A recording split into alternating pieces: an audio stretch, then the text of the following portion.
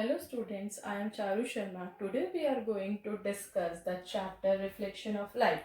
Reflection of light is divided into the two parts, plane mirror and spherical mirror. Under the plane mirror and the spherical mirror, we are going to discuss the reflection of light and the formation of images using plane mirror and spherical mirror. Before we move into the main part of the chapter, that is the reflection of the light, first we will discuss the light. We all know that the light is a form of energy which can travel in air and in vacuum in the form of electromagnetic wave which is having the wavelength of range 400 nanometer to 700 nanometer, which is very small. uh, because of the light only, we are able to see the object. Let us consider one of the example. If we are standing in the dark room and we are not able to see anything around us, but if we lighten up the room, we are able to see all the things around us and all the objects around us. But it is become possible because the light, due to this, that's why we can say that due to the light only we are able to see the object. But this is only possible when and only when the light from the object for light falling on the objects come to our side, then only we are able to see the object. Next, we have in the previous classes you have also discussed, or you have also learned what the luminous object is and what is the non-luminous object. Luminous objects are the objects which can emit their own light, such as sun, candles, incandescent lamp, etc. But and these are the objects which we can see directly. But if we talk about the non-luminous object, non-luminous objects are the objects which are not having their own light, but they can be seen only and only when the light incident on the non-luminous object reflected back and returned back to our eyes. Otherwise, it is not possible to see the all the non-luminous objects. That's why when we are standing in the dark room, if there is no light, then we are not able to see the objects, because the table, chair, walls, all these are the examples of the non-luminous objects.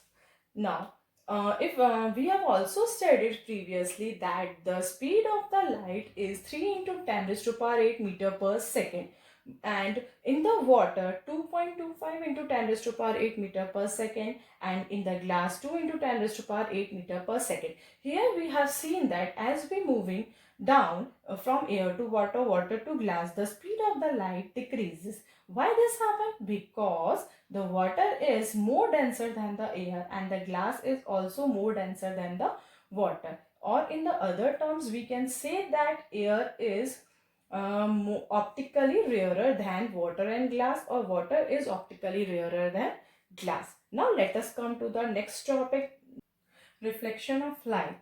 What is reflection of light? When a ray of beam is or a ray of light is incidenting on the surface, then the part of the ray is reflected back on the same medium.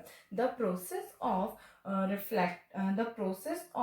bouncing back of the ray in the same medium is known as the reflection of light. But the question comes in our mind that what actually happens to the rest part of the ray? It all depends upon whether the surface is the transparent or opaque. If the surface is opaque, then the rest part of the light is absorbed. But if the surface is transparent, then the rest part of the light is partially absorbed and partially transmitted.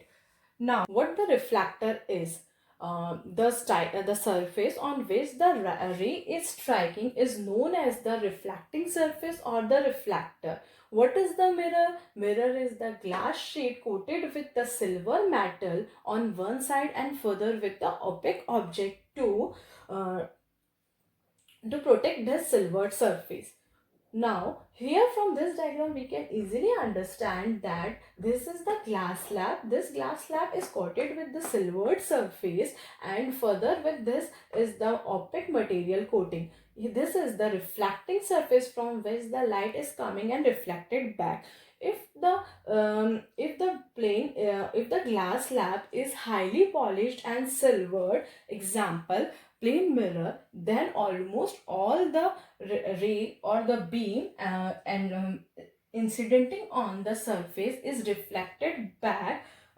Approximately to the 98% is reflecting back, but it is not possible that all the time the light is always incidented on the plane mirror. Depending upon this, we have divided the kinds of the reflection. The kinds of reflection are two types: regular reflection and the irregular reflection. Under the regular reflections are the reflections in which the beam of lights are incidenting on the plane or smooth surface.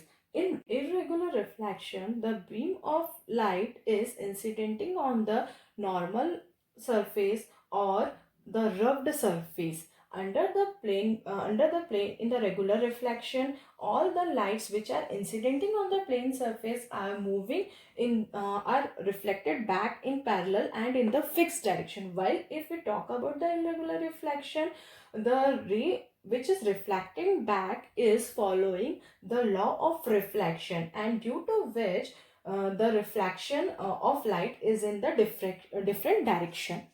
Now we will come to the terms related with reflection. First, from this diagram we are going to discuss all the important terms which are related to the reflection of the light. First, what actually the incident ray is. The light which is incidenting on the surface is known as the incident light. PO is the incident light. Here, what is the reflected ray? Reflected ray is the ray which is bouncing back in the same medium after striking the surface is known as reflected ray. Here, OQ is the reflected ray. What is normal? Normal is the perpendicular line at the point of incident.